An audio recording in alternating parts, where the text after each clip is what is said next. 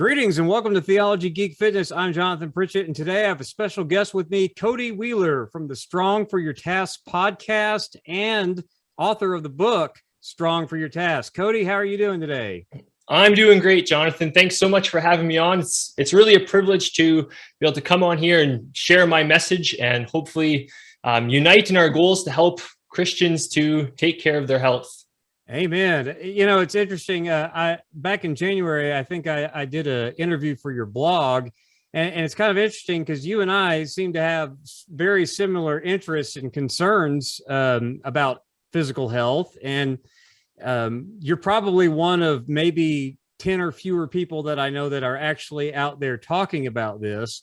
And I'm sure there are others, but I'm just not aware of any. But it seems like not a whole lot of people within the church are really tackling this, at least holistically, not just in a let's promote good fitness. There's a lot of fitness folks out there that are Christians, but as far as approaching it, not just from a physical fitness, but a spiritual and mental well-being as well, kind of holistic approach with theology. So tell me a little bit about what's your story? How did you come to intersect? I call it faith and fitness, but you use the term health and holiness. How did you converge on these two ideas and make that a central part of your ministry? Yeah, so my journey with health and fitness, it goes back kind of into high school. I was always fairly active, but never really into fitness.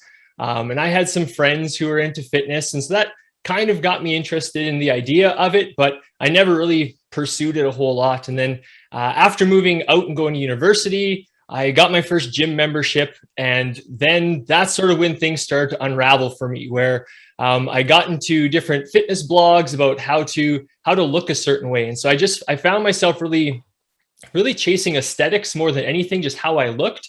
And that took me to a pretty unhealthy place with my relationship with food and eating, and even exercise, where I would eat just a little bit of food throughout the week. And then the weekends I would just binge and then feel a whole lot of guilt and shame that comes with that. And then try to work it off and then restrict again. And that cycle just kept going. And so throughout that journey, I wanted to find a Christian perspective, because I believe that the Bible talked about every area of our life in some way, shape, or form, or that it could impact every area of our life. And so I started to look for different resources and books out there. And there just wasn't a ton that I would say were biblically based. There was lots of physical fitness information that had some Bible verses attached to it, or they took sort of phrases from the Bible or descriptive stories from the Bible and tried to make it into diets and workout plans. And while I think those are maybe okay for some people, and some people will find lots of freedom through that, I wanted more. I wanted to actually just know, what does the Bible say? How can the Bible actually help me to overcome my issues? And so that's where, when you look at the Bible, there's a lot of Jesus coming and addressing issues of the heart. And it's not just about your actions. You can be doing all the right actions, but it's about your heart. And so it sort of started to dawn on me that my issue, it was deeper than just food and deeper than just exercise and wanting to look a certain way. It's that there was something in my heart was drawing my affections towards something else. I wanted the approval of other people. I wanted to look a certain way so that I could feel a certain way in the eyes of other people. And so it really came down to just being convicted of checking my heart first and saying, the health stuff it's going to play a part in this, but I need to address my deeper issue.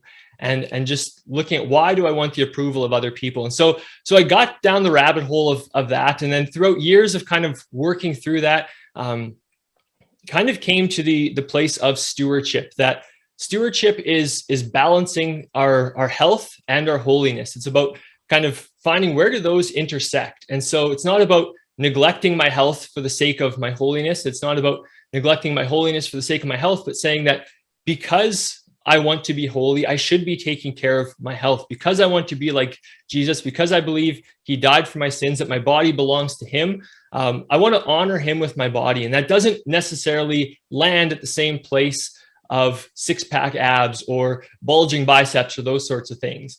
And so It's been a long process. I've probably been at it for about a decade, just trying to figure out where is that balancing point and constantly tipping back and forth between the two.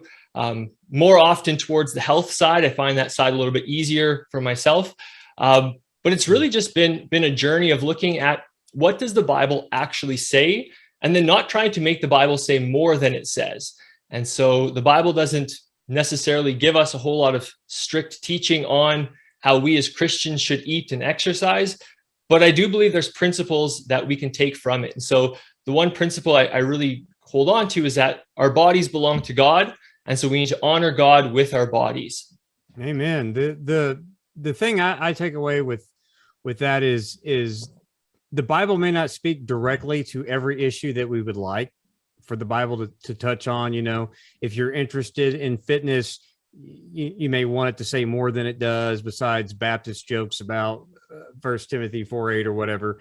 But the Bible does give you enough information, like you said, that you can apply those principles to every aspect of your life. And so one of the things that I get concerned with is almost a Gnostic type. And I think you've touched on this in previous podcasts, kind of a Gnostic approach to the body, where the body is not seen as a gift of grace to be used, to be something that you steward in service to Jesus.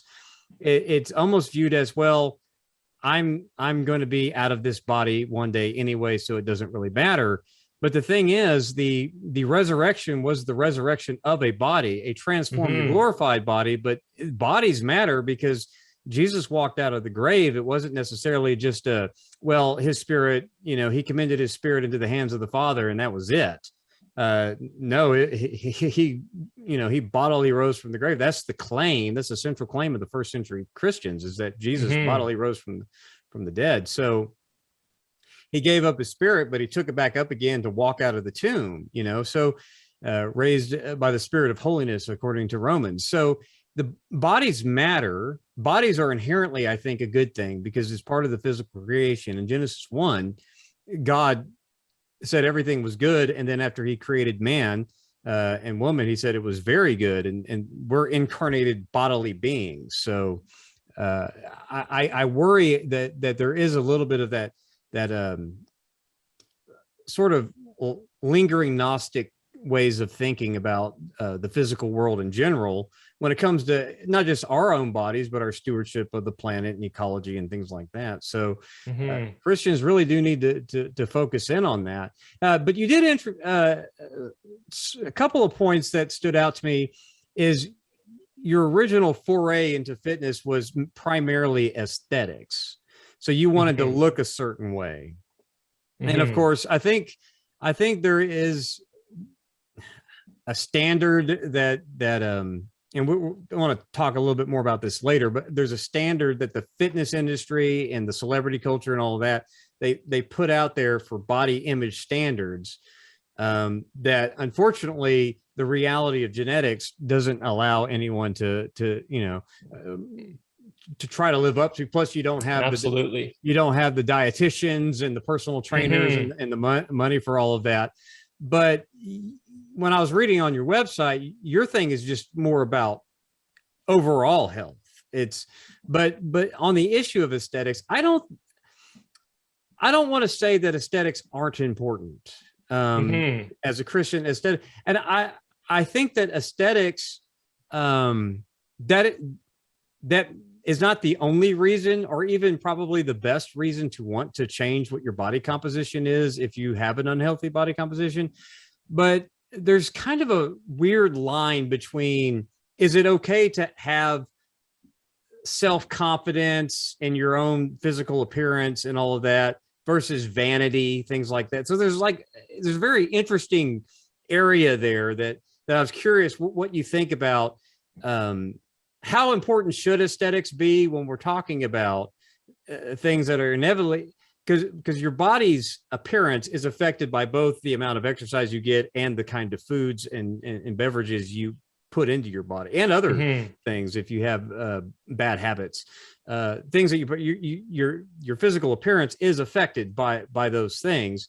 So in your mind, should we not worry that much about it? Is it okay to want to look good? What do you think about those kinds of issues? Yeah, so I think what I find really helpful is if we think about aesthetics kind of like money, where money's not inherently bad. Having lots of money is not inherently bad, but loving that money, that's when that money starts to become sinful. It's the love of money that's the problem. And so I think too with our aesthetics is there's this big pushback. We tend to not want to land the pendulum of truth in the middle. We want to swing it back to the other side, and we almost want balance instead of truth. And so if we're going to say that if society's pushing six-pack abs, beach body, all that stuff, then we want to go to the other end and say obesity is healthy and it's good and we should celebrate being obese. And instead of landing in the middle and saying like there's room for all of that, and the answer probably lies somewhere in the middle for most people, that most people probably shouldn't pursue six-pack abs, and most people probably should not be obese. We should probably be in the middle somewhere. And so I think we can have six-pack abs. I think we can want aesthetics, but if our life is consumed by the love of aesthetics, that's when I think it's the problem. And again, it's addressing the heart issue of it all, where abs are not sinful, having lots of money is not sinful, but loving those things and neglecting more important things for the pursuit of those, I think that's when we start to enter into a sinful area. And so if me as a dad, if I'm just loving money, and so I take a job where I'm home 5 days a year and I'm on the road and I'm neglecting my responsibilities as a father, then I would say that I've entered into a sinful area, at least from my view. So for me and for what my tasks are, I would say that would be sinful for me. I'm pursuing money at the expense of being in my family. And the same thing with six-pack abs and health is if I'm neglecting my family so that I can work out more, or I'm neglecting my family and I'm alienating them and not allowing them to enjoy food just because I need to eat a certain way to look a certain way, I think then we start to straddle that line of entering into a sinful behavior. We're starting to have idolatry in our life, that we're loving the abs, we're loving the aesthetics, the approval of other people more than the things that God has called us to do and actually says this is what you should do. Yeah. Well, on the subject of abs, I've got pretty rubbish genetics as far as the gene pool goes, as far as trying to do that. But I tell people, if you actually want six-pack abs, anyone can have them, actually, no matter what your genetics are. The question is, are you willing to get your body fat percentage relative to your body fat cell count for them to be visible? Because like people who can have 16% body fat and have visible abs, that's incredible genetics. Whereas for me, and everyone jokes that I have six-pack abs, but it's for me, it's to maintain somewhere around 10 to 12% body fat. And that's just because I have to get my body fat percentage so low just to get any sort of definition. And so for me, the definition kind of thing is really about wanting to see visible results of the effort I put in. And it turns out that once you start down fitness, if you get used to accustomed to eating certain ways or whatever, can you put up with it? And my thing is, at this point in my life, I can't. So, but I still enjoy certain foods, but we like to eat healthy and clean anyway. We've started our own backyard garden, things like that. And so because of our eating habits and then my daily eating habits, and I have a video coming out that talks about this, six-pack abs, if that's the standard, look, it's you can have them insofar as you're willing to put up with what you have to put up with in order to have them. And I think for a lot of people, it's probably not worth it. And especially if you have genetics like mine. See, I'm not a foodie though. I don't really care about eating the best tasting foods or whatever. I want to enjoy my food rather than be miserable eating, but but I'm not like a foodie. But if you're like a foodie, it's probably not going to be worth it to you to eat broccoli, chicken, rice, turkey, Absolutely, every single day. And so I think when it comes to the aesthetics, you need to balance out what your health goals are and what you're willing to put up with and sacrifice for those health goals. And if you're willing to put up with it, sure, go for it. But I agree with you that shouldn't primarily be the focus. Healthy enough to do what God has called you to do should be your focus. And I think that if you are overweight, or even, extremely overweight, or even underweight to where you're sickly, and you don't feel well, that you're and I know people in that condition too, just fewer. Getting to a healthy point in your life, physically and mentally, I think it also helps your spiritual life, because if you are strong for your task, and I really do like that's a really good phrase to I don't want to say to brand things, but to get in people's heads, because it's really the point is to be strong for you. I mean, we're to love the Lord our God with all our heart, soul, mind, and strength. And I think the more physically fit people are, I think their aesthetics naturally get better the more fit people are, regardless. You may not look like the cover of Men's Health, and a lot of that's fake anyway, but or certainly not natural. Right. And certainly a lot of image manipulation. But even if you're not there, being strong enough to carry out the tasks well, to honor Christ with all of your endeavors in work and family and church life, and being able to help out, I think that is a really good. So where did you come up with just that strong for your task? I mean, that seemed like from your story, that was your goal. And so is that how that kind of came about, that whole phrase? Yeah. So I've written 2 books, and the second book kind of was a rewrite of the first one. So the first one is kind of off to the side. And so as I was working on the rewrite, I really wanted to get that stewardship point in there. And so in Proverbs 31, with the Proverbs 31 woman, verse 17 says that she sets about her work vigorously. Her arms are strong for her tasks. Yeah. And I really liked that verse, where it's just like she is strong, but for the task that she has to do. And I think what you said before, where like I think most resources out there, they tend towards weight loss, and part of that is just because the market for weight loss is so huge. Like I think it's 80% of Americans are overweight or obese. And so to not aim for them would be a foolish choice for a marketing company. Sure.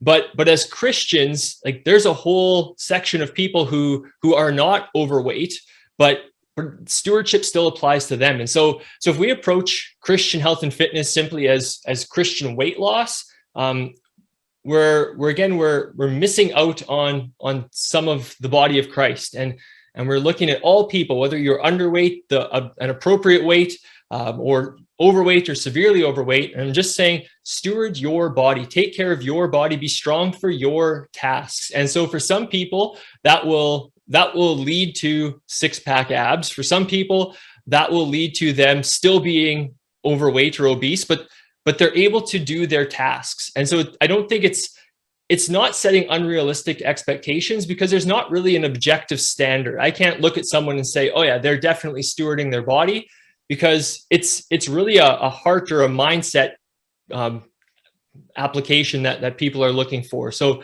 it's not that if I steward my body, I will drop 10 pounds in however many weeks. It's if I'm stewarding my body, I will be looking to honor God with my body. Now, what does that look like for me? Does that mean gaining weight? Does that mean losing weight? Does that mean working out more? Does that mean working out less? Does that mean eating healthier foods? Does that mean stressing less about all the healthy foods I feel I need to eat? And just finding a balance where you are loving God with all your heart, soul, mind, and strength, but you're also loving the people around you. Because I think sometimes we can just lose balance really quickly. And so trying to find balance of taking care of my body well, loving God, loving people, it's a really tricky balancing act, but it's something that each person has to evaluate for themselves. And so how you steward your body, how I steward my body, there's going to be areas that overlaps. There's going to be areas where they're polar opposites, and we're both stewarding our bodies. We're both doing the same thing. in stewardship, but how we live that out could be totally opposite. Yeah, so the objective principle or the objective standard is be strong for your task, but that's going to be relatively applied to what your tasks are per the individual. And so that's kind of how I would put that. The standard is objective, but it's going to be relative to what your life consists of, and of course that's always going to involve changes. Another thing that you had mentioned in your story was the idea of seeking approval from others. Now that's another area where that can become an internal problem, where that's primarily all that you're seeking, but at the same time, there's also the other side of that is not just the approval of others, but just the approval of yourself, the kind of the self-confidence that you get when you are more physically healthy and fit. So I think it's okay to some degree, and I'm not sure if you agree with it. I think it's okay to want the approval to others, but not at the sacrifice of your own mental and spiritual health. And I think focusing more on being more comfortable and self-confident in yourself, the approval of others kind of goes along with that. And so what are your thoughts on that whole thing? Do you think it's just inherently wrong to seek the approval of others, or do you think that it's okay as long as it's not an obsession, so to speak? Like you want the approval of your family, for example. Yeah. And so I would say that so I think one of the things that the fitness industry doesn't do well is say it depends. And so I think it depends is probably how most questions should be answered when it comes to specifics. So I think there are certain benefits. Like I know that for myself, so I'm a phys ed teacher by trade. I teach phys ed.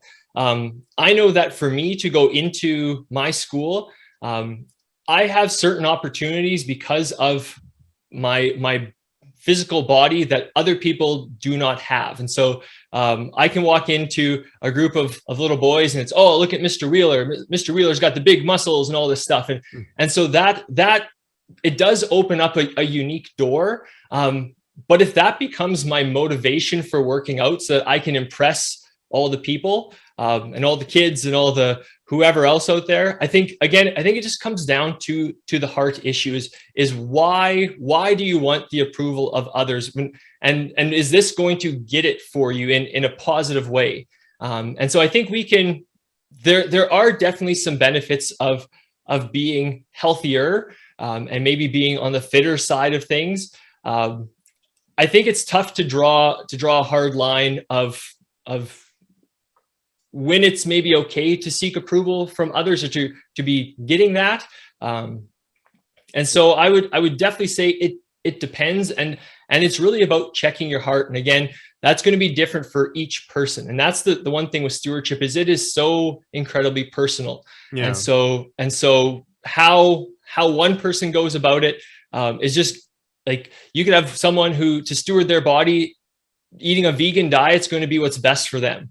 And then there's going to be other people who to steward their body, maybe for a season, they go to the other end of the spectrum with something like a carnivore diet where their gut is just in such bad health that that's what gives them relief from it. And so maybe those two people are both stewarding their body in total opposite ways. And so I think when it comes to the approval of others, it really, again, it depends on why do you want that? And I think there'll be some people that want it for very selfish reasons. They want people to notice them and notice how hard they worked. And there's going to be other people knowing that if they're healthier, that will increase confidence a little bit, that will make them more comfortable going out and talking to people. And so I think to say a strong yes or no to is it good or bad is probably not an appropriate answer for myself, because there is such a wide range. I think that's what's really frustrating about the idea of stewardship is people want to come and they want to say, just tell me what to do. Oh yeah. And I don't know what you need to do. Like all I really offer is principles. I try and say, here's why you should steward your body. I try and lay out a biblical case for that. And now here's some ways you might be able to do that. And so I try and cover a wide spectrum of eating styles and workouts, and saying, this might work for you, this might not work for you. Steward your body in the whatever way that you need to be strong for the tasks that God has prepared for you. Yeah, it comes back to that phrase. It's a sense of, I think that you touched on it in your story, that the approval to others should never be a prime. I mean, God's approval should be our number one concern. So the approval of others should never be the primary factor in anything. I don't think.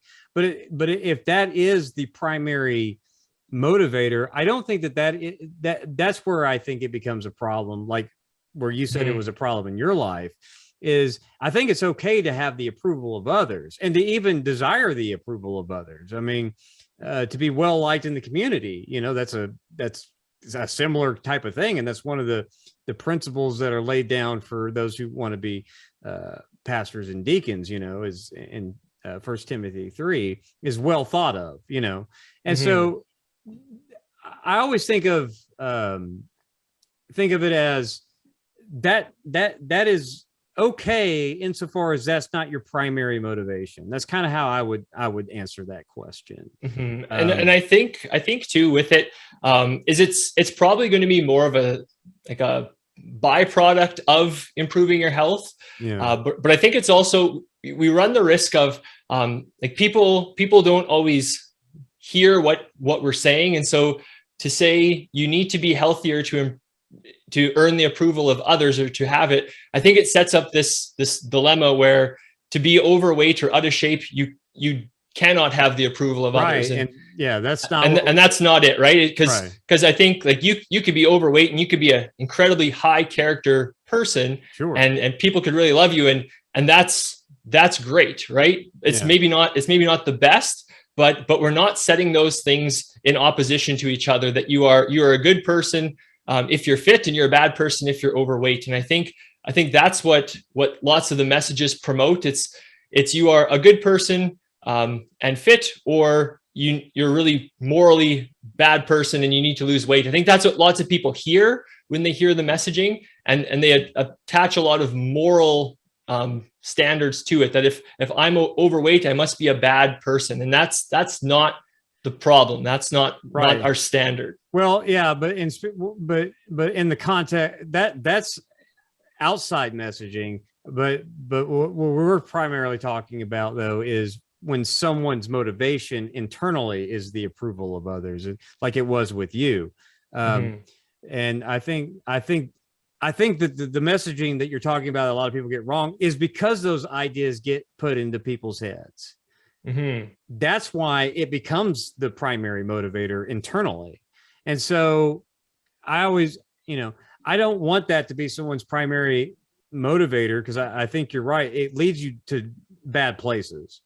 But I think the approval of others, if you want that, and I don't think that that's a bad desire. I think that, like you said, the more self-confidence you gain, the more you're wanting to be around other people, and the more that they want to be around you, not because you fundamentally are a more decent human being because you're more healthy, or of more intrinsic value because you're more healthy. Certainly not that. The Imago Dei makes that automatic.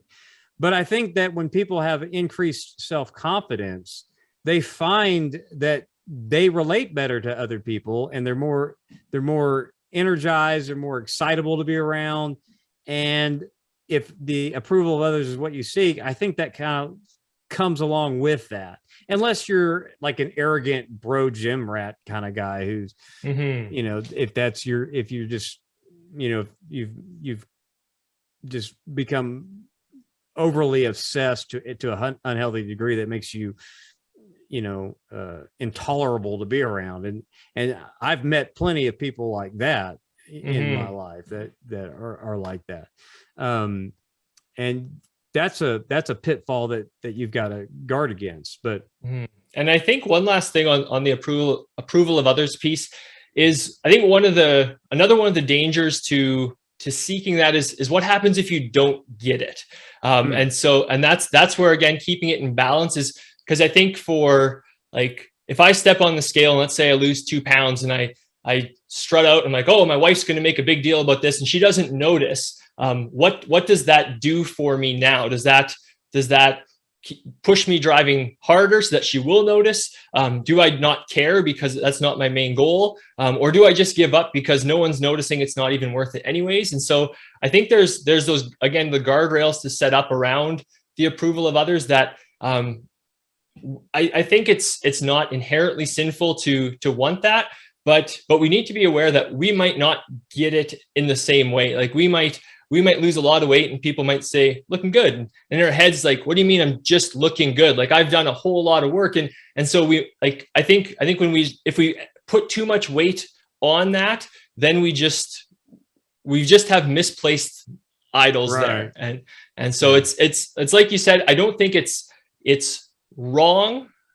We just need to be careful with it. Yeah. I just speaking from personal experience, having lost 75 pounds, that was its own reward in my view, just because I had a lot of health issues that were associated with my obesity. Mm-hmm.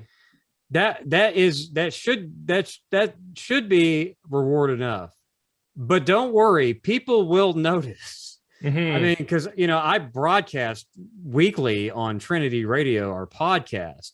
And between April of 2019 to October of 2019, you can see me visibly shrink on camera week to week. Right. People do notice. So don't worry about seeking the approval or the acknowledgement of others of your work. Trust me, the people will notice. And I can't think of probably at least 10 or 12 people I know personally have gone on to lose weight because of me being able to. And some of these guys, my friend Aaron Brown, for example, I mean, he's a beast. He's like in way better physical shape than me. I mean, he could run for miles and, his body composition, he responds well to adaptation from muscle building. So he gets pretty swole up and, he just blessing. And so I've seen it. So I think that kind of acknowledgement for your work comes, and the people that need to see it, that acknowledge it, you can have a positive impact on them. So you don't need to worry about getting. Now, you use the example of your wife, and of course, that's one of those things. Like, admittedly, I'm like, check me out, honey. It's like, right. That's really at the house. That's where you want the most acknowledgement anyway. If you're a married man, is look at me, honey. Because it's just one of those things. But yeah, you get the acknowledgement anyway. So don't worry. My advice to people is don't worry about seeking the approval or the acknowledgement of others so much, because you'll get it. Especially the more drastic you've changed your life, because people will notice and people will be inspired by it. And that's a positive thing. I think that's really the reason why I started the Theology, Geek, Fitness thing, is because I got asked over and over and over and over again, what did I do? How did I do it? And told repeatedly by several people, oh, that's so inspiring. And that was like a motivation for me, is like, well, if I can do it, and I don't have the best genetics, for this, I mean, obesity and, if I eat just anything, I guess because of my fat cell density and my genes, it's going to stick and expand me. And so you've got to kind of learn your body composition, what it's made of, so you can kind of set realistic goals for yourself. But yeah, moving on to another topic, though, why do you think the church has such an obesity problem? Because, and I know you touched on North America. I don't know if it's 80 as high as it could be, but I know it's above 60%, somewhere above 60%, which is bad enough. why do you think, and I don't know, you're in Canada, correct? Yeah. So I don't know if it's as bad in Canada, but the church has an obesity problem. And what do you think is at the root of that obesity problem? So I think that probably, like you mentioned earlier, I think that there is some of those Gnostic beliefs that have kind of stuck around where the body is somehow lesser than the mind, and we just need to focus on the intellectual side. And again, we've lost that balance. I think also with pastors, lots of them are probably dealing with the problem of being overweight. If you just look around at the different pulpits, there's a lot of overweight pastors. And so I think that there's this sense of a feeling of hypocrisy to address those things. And also the issue of, if you address it and you talk about it, then how are you going to deal with it? And so it is a tough one, I think, for lots of pastors. And I think that their area of expertise is not health and fitness by and large. And so I think if all they're doing is consuming sort of mainstream media type of fitness, I think it's tough to take the mainstream media fitness and preach that in church. And you shouldn't. I don't think. No. Yeah. And then I think also lots of like I mentioned earlier, lots of the resources out there are probably fitness first, and then like the author's Christian, and there's lots of really I think lots of good intentions to tie those things together. But when we start to take verses like "the Lord is my portion" and make it "the Lord is my portion control," it's just not all that meaningful. Yeah, I agree. And it's horrible. Yeah. And so I think those are some of the issues that I see with the church. There is someone out there who I've been in touch with a little bit. Her name's Alexandria Ford. Or Dr. Alexandria Ford, and she wrote her, I guess it should be her doctorate, all about our just embodiment, and it is called "The Implications of an Evangelical Theology of the Body for Christocentric Spiritual Formation." And so it's quite a mouthful, but that sounds like a dissertation. Yeah. Yeah. And so she really deep dives into what are the implications of us being embodied, and then how does that work out practically. And so there's a lot of, like, she really dives into some of the Gnostic views and some of the Platonic things, and also just addresses like the image of God and stewardship, and what does it all mean in light of us being embodied. And so I found of the few resources out there, she is a really good resource to go to, as I think she does take a scripture first approach to health and fitness. Yeah. So there are people who've obviously thought a lot more about this than I have. And I'm glad that they're on that case. It's just a matter of getting that information out, because I agree with you. When Christianity, no matter how good the intentions are, when it's the gimmicky thing, or and you see a lot of this with Christian music artists where it's just a market. Mm-hmm. And a lot of these people are branding, baptizing all of their ideas with Bible verses because that's a market. And got to be careful with that, because there's a lot of danger there. Being from the American South, food is always, I think you're right when you see a lot of preachers struggling with this issue.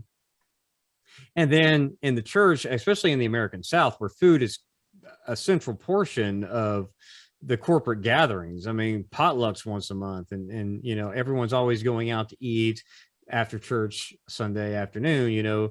Coming from the Baptist tradition, it was always, let's beat the Methodists to the buffet table. That's the thing. But I think about that, and I'm like, well, food has always been a part of the Christian corporate gatherings ever since the first century. Food has always been a central portion. But in the first century, lifestyles were as such where, unless you were wealthy, which was not a lot of people, obesity wasn't an option, and part of the problem, and you and I have both discussed this publicly in the past, and sometimes we've gotten a little bit of pushback because they don't understand. So I think you, having listened to you and read what you said about it, neither one of us think that it's a sin to be obese in and of itself. Correct. As a state of being, the state of obesity itself is not a sin. But I think that we both have landed on the fact that sinful behaviors that have gone unchecked cause obesity, sloth and gluttony, primarily being the two that and those are sins. Now, being outside of the Catholic tradition, we don't have those as like, part of the deadly seven, right? Right. But I mean, the Bible does speak about those things. And one way I tell people, it's not a sin to be obese, but you have to understand that the sin of gluttony, one way that you can define that is that you're eating more than you need. You're consuming more than your body needs. That's being gluttonous. And laziness, I mean, I understand you work a full-time job and all that. That you don't think that you're being lazy, but laziness, being a sloth, is you're not expending all that you consume. Right. So if you're consuming more than you expend, you're a glutton. And if you're not expending all of that you consume, then you're being lazy because you're not using food, which is to benefit and nourish your body.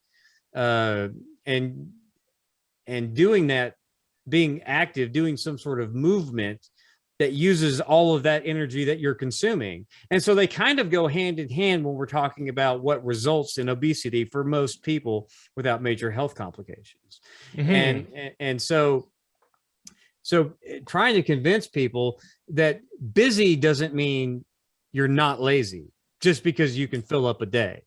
Right. And a lot of times you're busy doing things that you shouldn't be busying yourself anyway. You're just trying to distract yourself in a lot of ways but it's hard to really communicate those ideas because, for all the talk, at least in American evangelicalism, I'm not sure what Canadian evangelicalism is like. I'm not going to speak of what I don't know. But part of the problem is in American evangelicalism, we hear a whole lot about, well, the church has sold out and capitulated to culture. But you had touched on this before about this body positivity thing that okay, just accept, love yourself and the complete hash you've made of the gift of the body, which is no good. But the church has capitulated to that aspect of culture for decades now. But nobody ever calls it out on that. It's like, what do you mean selling out to culture with having a drum set in the sanctuary?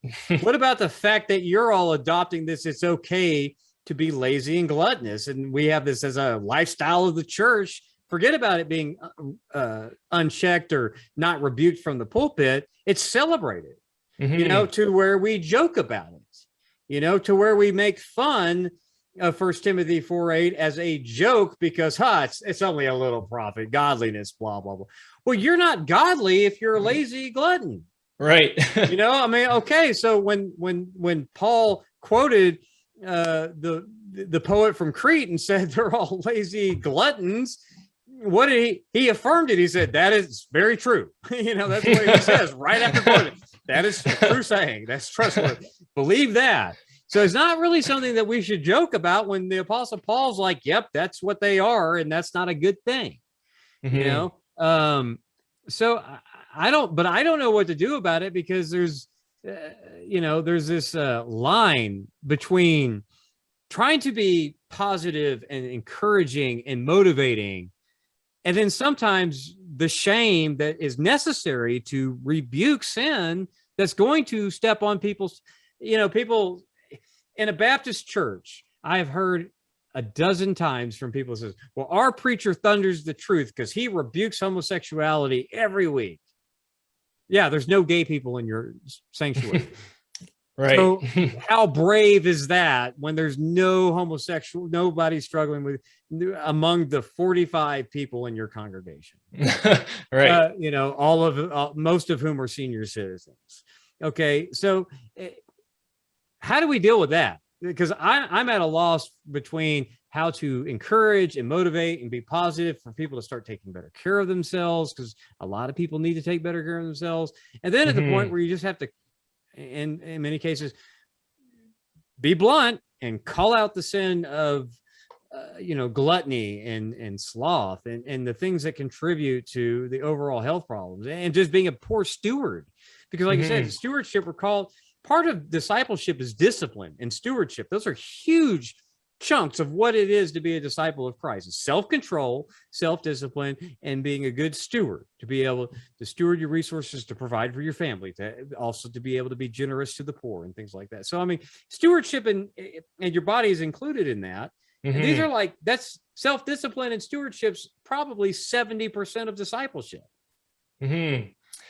Yeah, I think when it comes to that line between shame and motivation, is I think we just always need to remember to address the sin. And I think that line of obesity is sinful, I think that's got itself deep into our mental view of health and fitness. Yeah. And so instead of going up to the pulpit and saying it's a sin to be obese, which is we need to anyway. yeah, we need to address what is sinful about it. What sinful actions are happening that are leading to obesity, and then addressing those types of things. Because like you'll have the same people in the audience, in the pews, that will be dealing with eating disorders and will be way underweight. And so to just say obesity, you're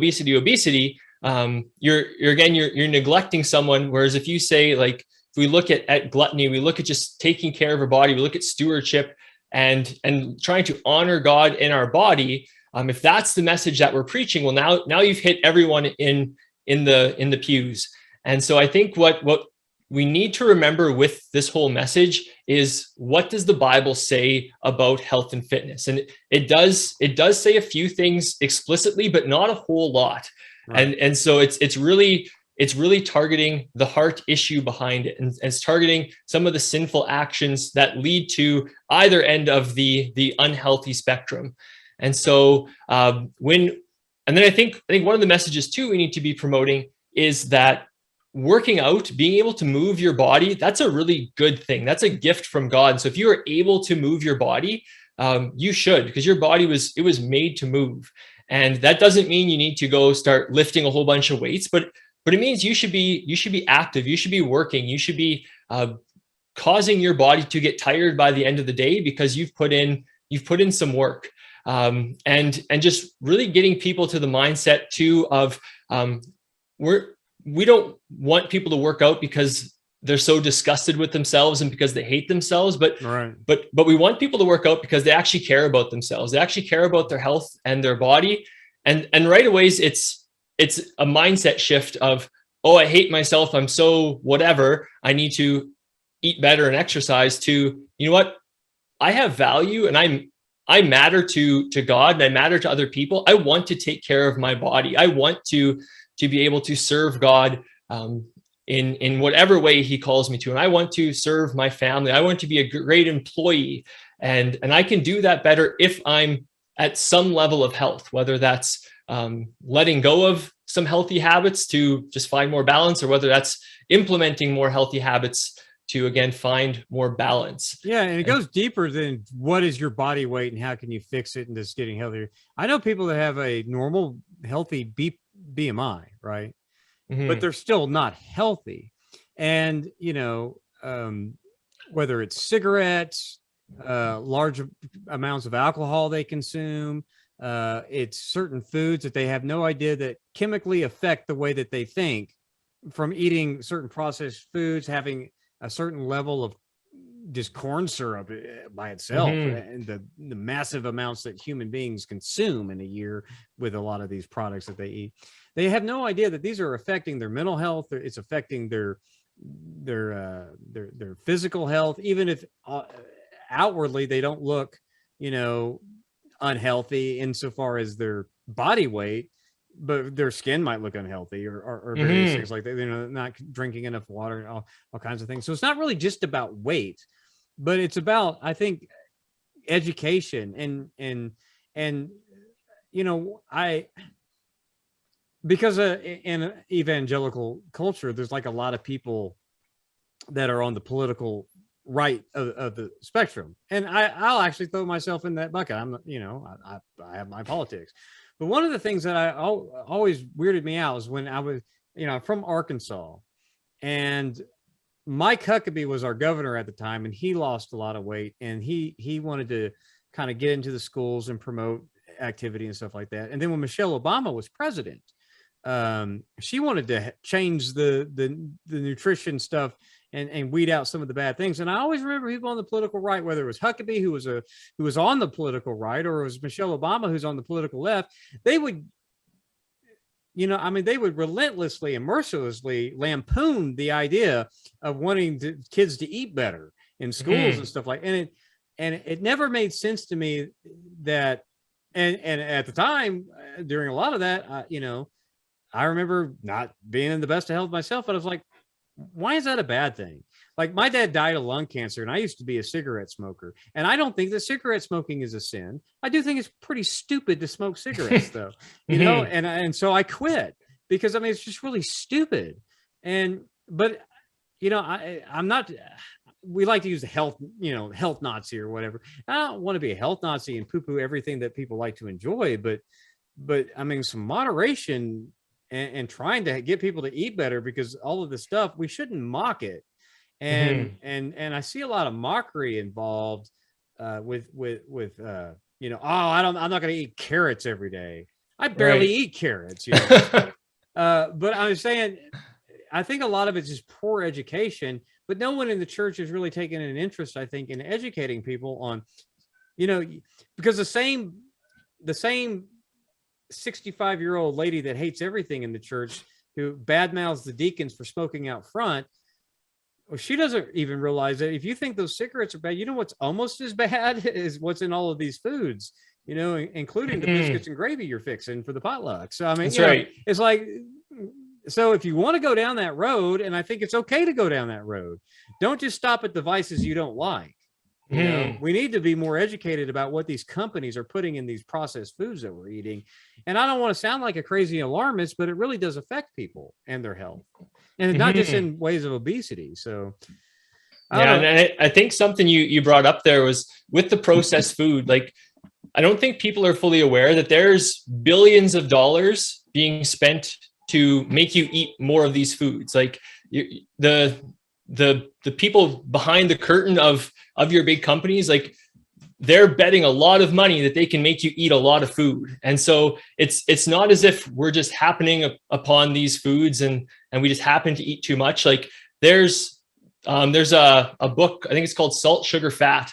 This reporter, he goes sort of behind the scenes of some of these companies and talks about how companies will manipulate those three factors in their food to make it almost impossible for you to stop eating. So they're basically just trying to hijack what your body naturally has and just override that so you can't stop. And so something like Cheetos, they dissolve at the exact rate they dissolve because some company found that's the perfect point for them to dissolve in your mouth so that you'll keep eating more. And like you said, it's not that we are freaking out and being alarmist about it, but we just need to acknowledge that that's actually a thing. Like, that's actually going on.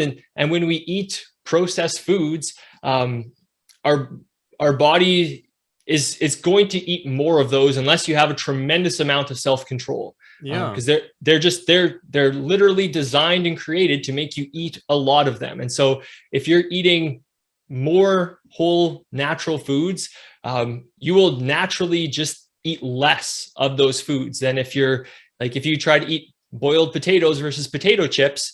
You're going to hit a wall much quicker on those boiled potatoes. And so, not that you always have to eat boiled potatoes, but more often than you eat potato chips, eat boiled potatoes, eat the less processed version of those things. And it's those little changes that can lead to some pretty big wins downstream. Yeah. And also, you throw in the marketing on top of all of the processed food chemicals that they're doing to cause you to want to it suppresses certain things that let your body know that you're full and all of that. Then they throw in all the marketing on top of it, and it's just and then if you're walking through a grocery store and you've got young kids and they see the bright colors, it's throw it in the cart.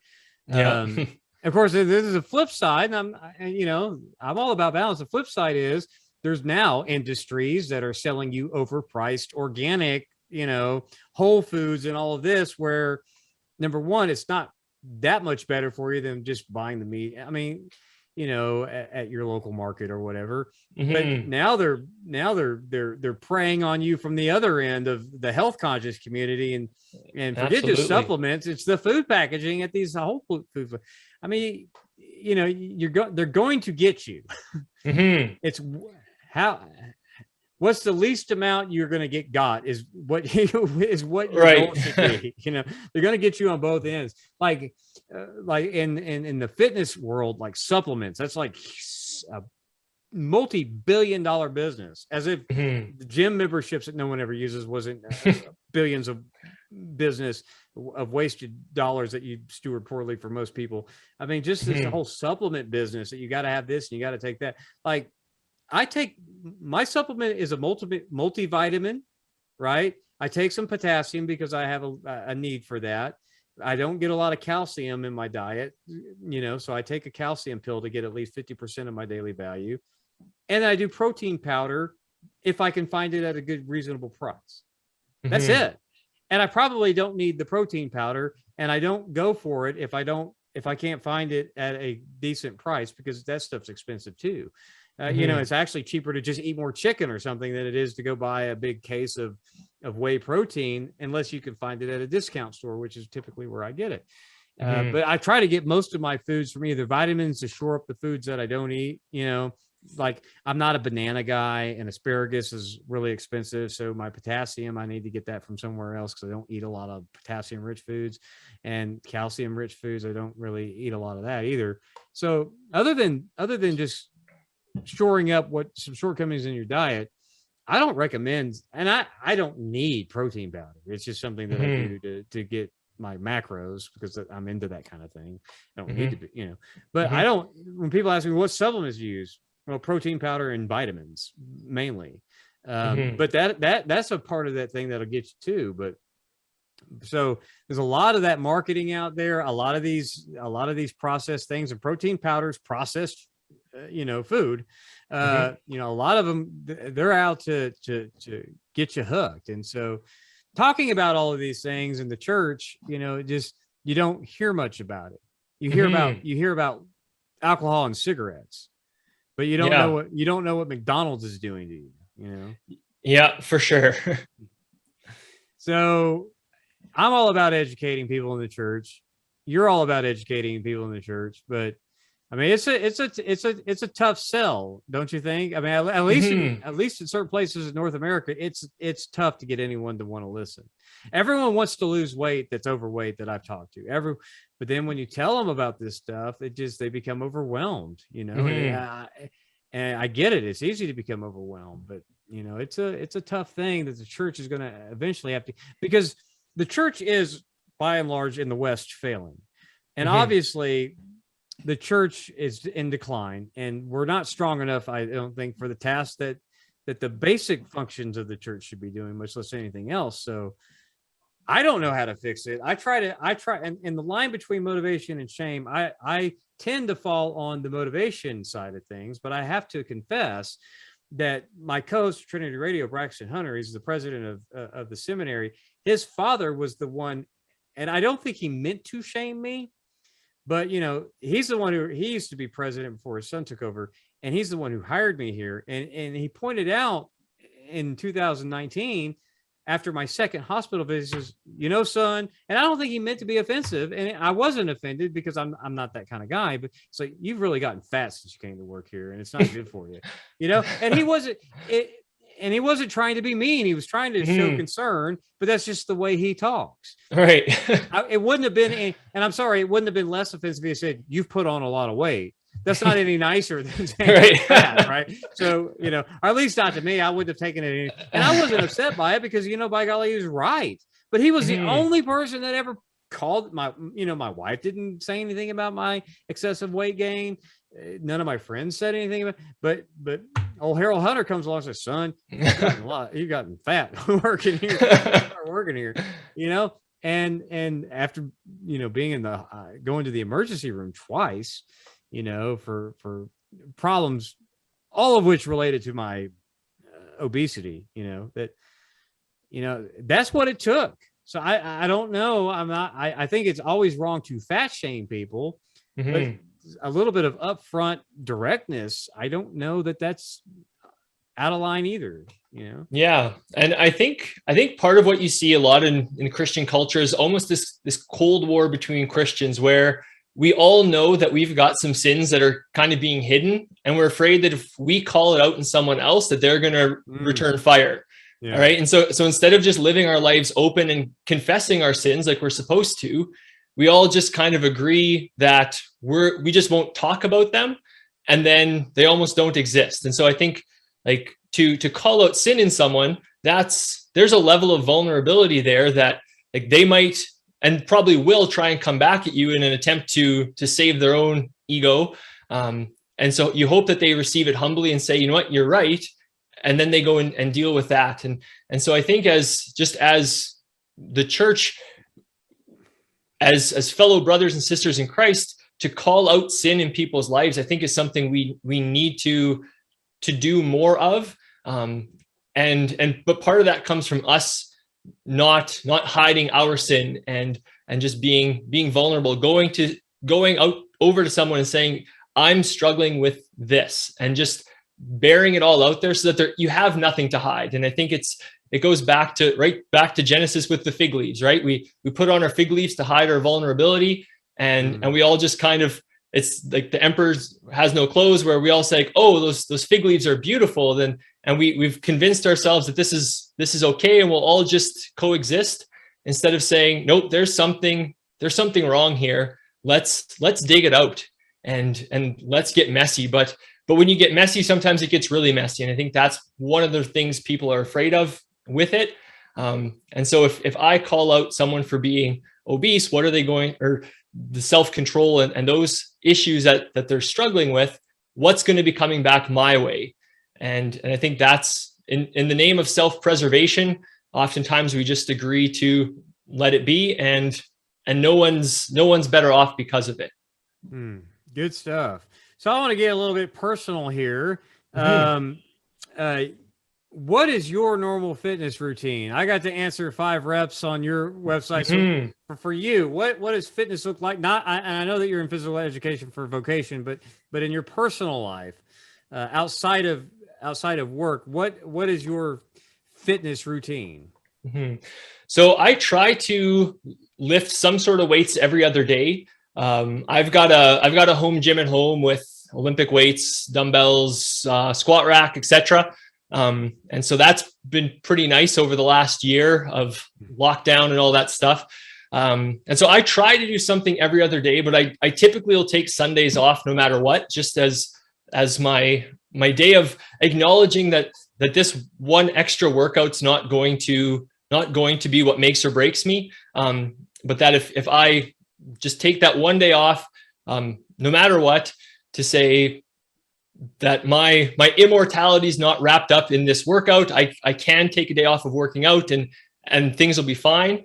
But otherwise I try and do every other day of some sort of lifting. And so whether that is doing a full body workout where I kind of hit all the big parts each day, which I find is helpful, because I do tend to leave certain parts out if I don't.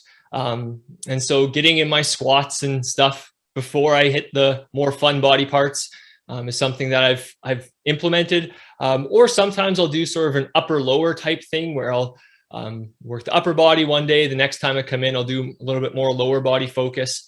And then just as I've aged, really focusing on more longevity than maybe the aesthetics that I once chased. And so just realizing that I'm not getting any younger, but I can still feel younger and move like I'm younger as I get older. And so just looking out for things like hips and knees and those types of things, and trying to be kind of have a proactive approach to them, instead of reacting to, well, now it really hurts, now what do I do?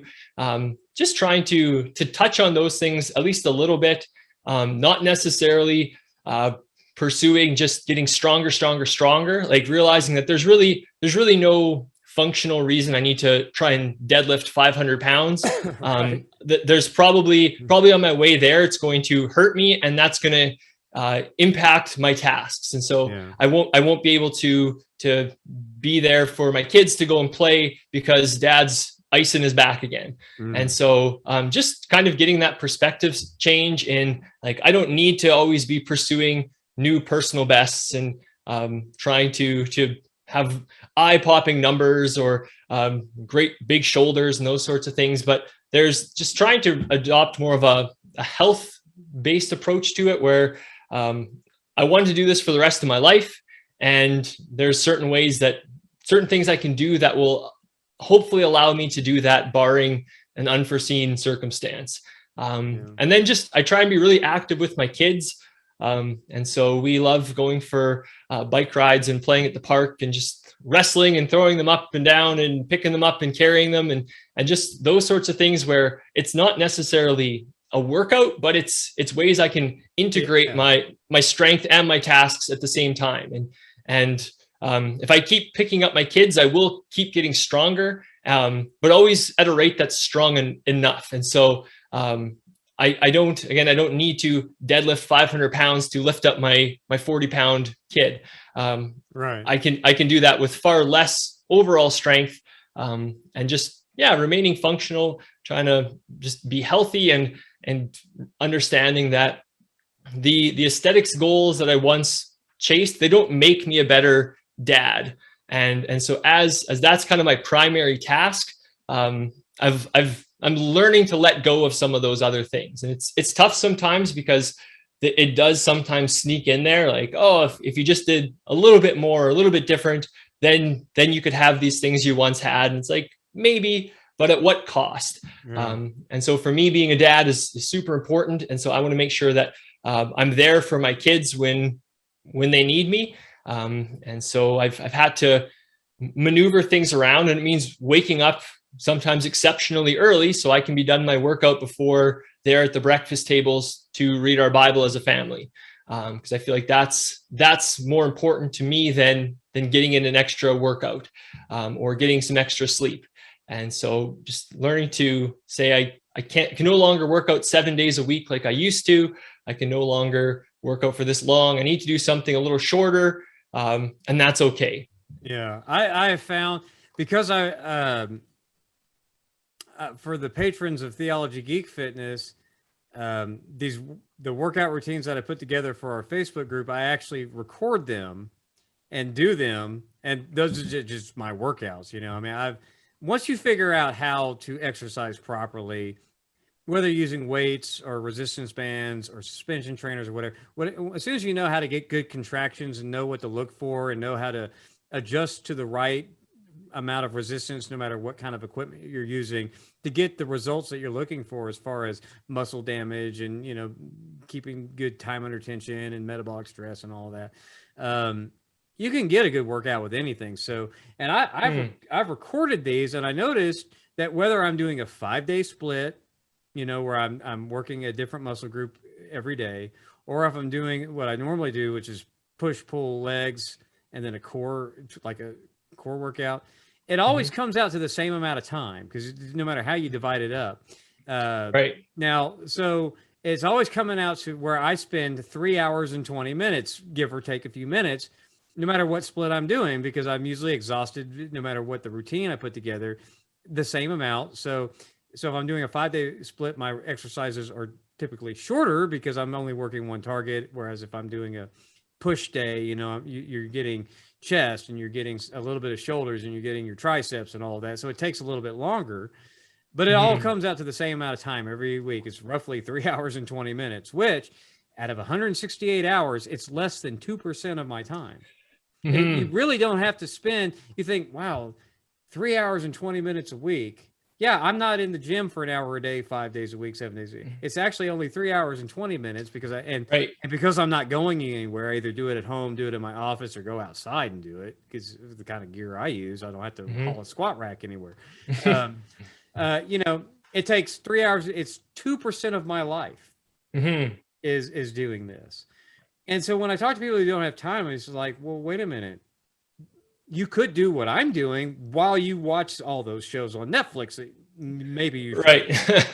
I mean, so it's like, it's literally added. And like you, I mean, you can get your cardio just by being active outside with your kids. You can, where me, I have a desk job. So I actually have a little pedal station where I try to get 10,000 pedals instead of 10,000 steps and call it a day, because I don't really need that much cardio. But yeah, there are ways to get this into your life where you can devote a minimum of 2%, because if I can find 3 hours and 20 minutes to do this, anyway, because I consider myself a pretty busy guy, vice president of academic affairs at Trinity, plus a YouTuber stuff on top of that. Plus I have a wife and 2 teenagers, which I thought when they got older, there wouldn't be as much to do. But now they're working and things like that, and you got to commute and all that, and they want to get out and have fun too. Yeah, I mean, everyone's busy, but when you steward your time well, you can actually find 2% of your work, 2% of the 168 hours per week to do this. So I find a way to do it. And I like that you're a home gym. I'm an advocate for home gym. Now, not everyone can afford, a $700 squat rack. I can, at least not to get in, not their initial investment. Of course, you've probably been building that up over years, and I always tell people, one of the things I'm concerned about the fitness industry is, don't buy what they're selling you all at once. Don't think that if you want to have that guy's body or that girl's body, that you have to get that product, or you have to go to that kind of gym, because Planet Fitness or Anytime Fitness or these $10 time gyms aren't as good enough as the kind of strongman gym or muscle, free weight centric gyms like these. Anything's better than nothing, and so don't think that if you do that workout routine, you're going to look like the model who's selling it, and I get so concerned because people don't realize this, but you're going to get, in fact, when you just start, that's going to be the most exciting time of your fitness life, because you're going to get most of your gains in the first year and a half, 2 years. And then, which is what happened to me. And now it is centimeter by centimeter over the course of a couple of months before you see a change. Losing weight is actually the easier part. Building muscle mass after you get, that first initial transformation or whatever, after the first 18 months or so, it's, unless you go unnatural, which no Christian has any business doing, in my opinion. It's just the risks are too high for health. It's, and then it becomes an unhealthy obsession for how much to look like these super swole fitness bodybuilders. Most of them, I'm not saying all of them, but most of them are not natural. And a lot of them, that's their body is their job. You're not going to look like that. You're not even going to be good enough to be a competitive lifter, much less a competitive bodybuilder. Right. So don't buy into that. That's not what fitness is about. Even being relatively well defined or shredded or ripped or whatever, that's diet and exercise will get you there if you could put up with the diet involved with the, but I think my biggest concern with the fitness industry is it sells false dreams, and it's really, really good at it, and it's kind of like we talked about with the food industry.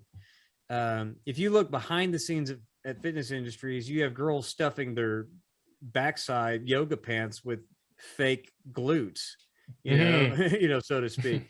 The amount of photography manipulation, and even the ones who have no need for manipulation.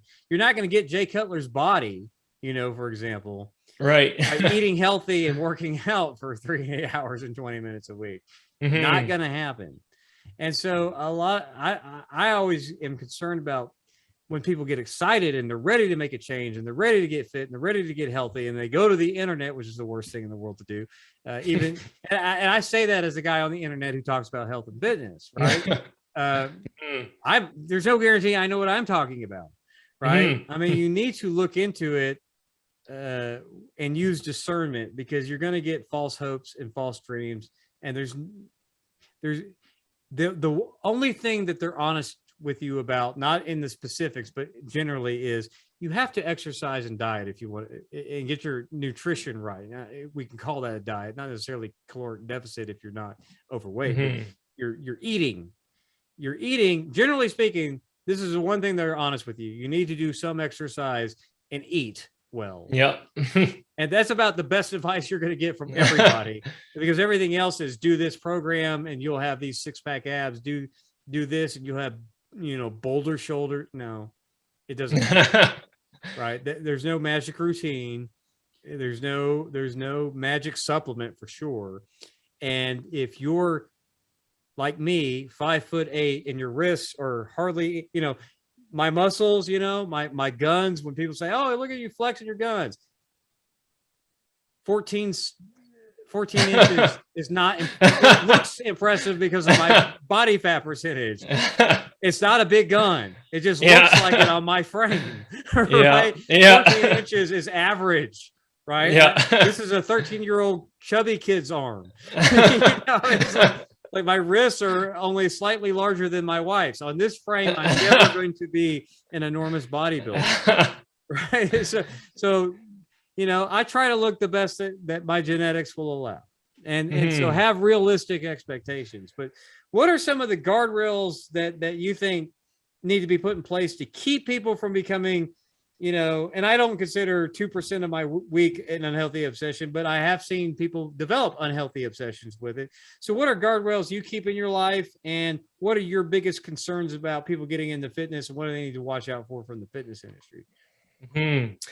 I think one of the big things is just constantly checking your motivation, so that as you go, don't just assume because you started with good motivations that you still have those motivations. And so I know, like, sometimes people they'll start because they want to steward their body, they want to honor God, and they want to be healthy, and then all of a sudden they'll start to see some results, and suddenly it's less about being healthy for the sake of stewarding our body, and more because we just really we like the attention that we're getting, and so we begin to pursue that above all other things. And so just constantly going back and checking your motivations. Why are you working out this many times? Why are you eating this sort of food in this sort of way?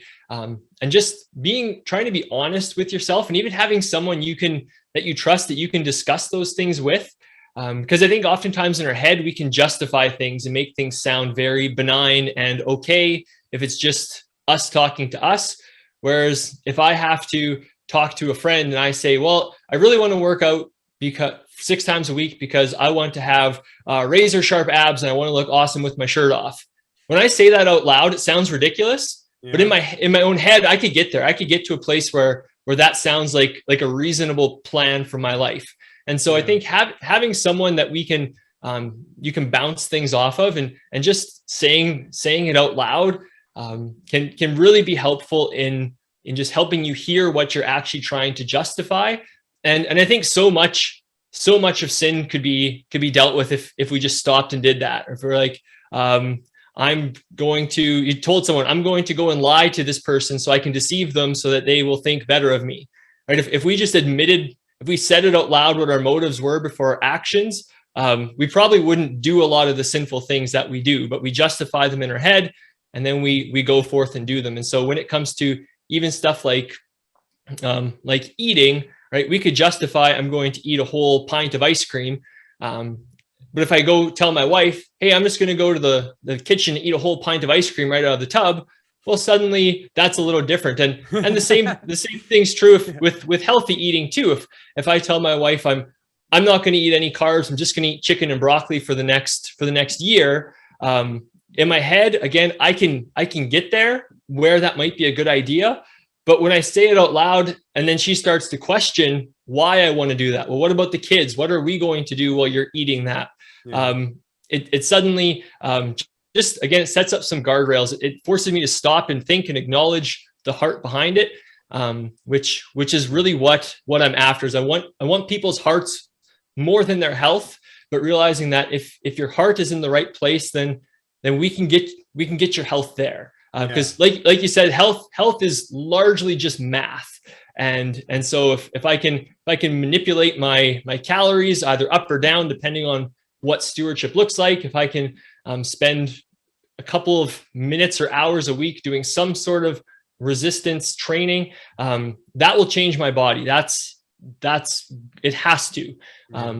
And so though, just checking the heart, making sure that your motives are right, and that you still are actually wanting to honor God versus just sort of worldly pursuits in it. I think another thing that you kind of touched on is keeping track of your time. And so for people who think that they're super busy, realizing like everyone has 24 hours in a day, and there's always someone busier than you who's finding time for it. And also looking at how can you maybe incorporate it into your day. And so maybe you anchor exercise with an activity. So before you eat, you do 10 push-ups, 10 squats.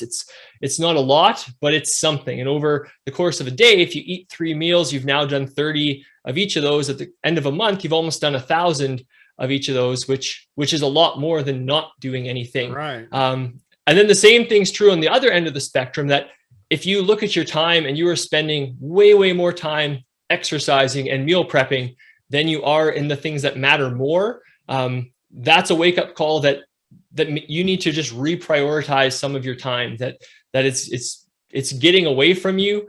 And so if, like, when I look at the amount of time I spend exercising versus reading my Bible, it's far easier for me to spend an hour every other day exercising than it is for me to spend an hour every other day reading my Bible. And so that's something for myself I need to be aware of, that when those start to get way out of balance, it's probably going to show itself in other areas of my life, that I'm letting those things out of balance. And so trying to just say, like, what is actually the most important thing to me?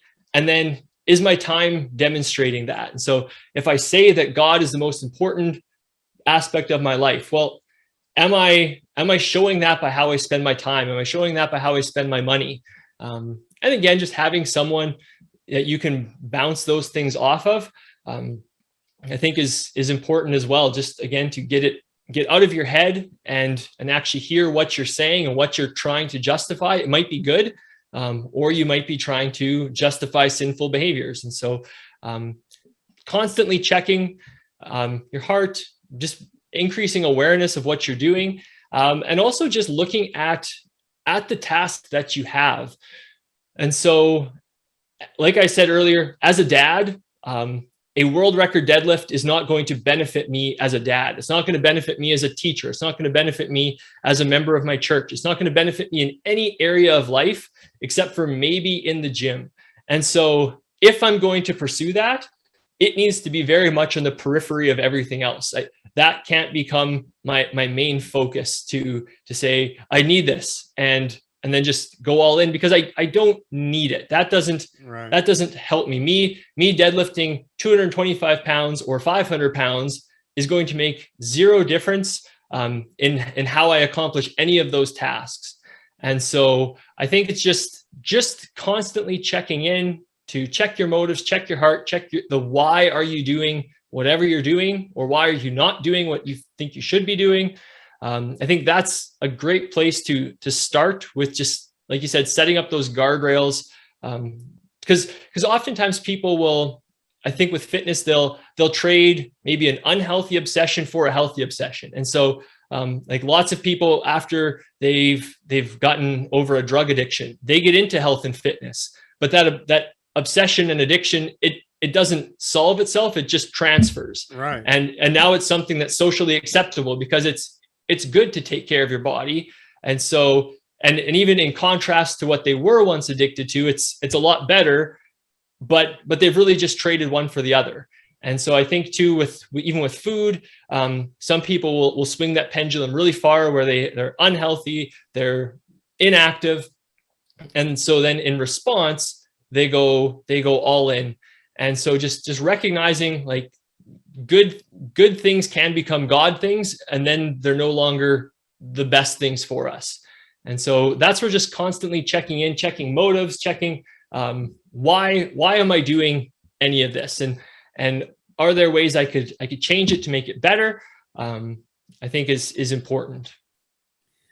All right. Well, with that, I think we're going to go ahead and bring this to a close. But Cody, I really appreciate you coming on Theology, Geek, Fitness to share your thoughts about these important topics that don't get discussed often enough. Where can people find you on the internet? Probably the place I'm most active is on Instagram. So just Cody Wieler is the handle or tag or whatever it is. And then also my podcast, Strong for Your Tasks, is available on all the podcasting place. And then my book, also titled Strong for Your Tasks, is available on Amazon. And then I also have a website, which isn't quite as active, just codywieler.com, but that website gets you to all those other resources. All right. And the links to those will be in the description. Cody, thank you very much, buddy. I appreciate you coming on. Thanks so much, Jonathan. All right. Thanks, everyone, for watching. We'll see you next time. God bless.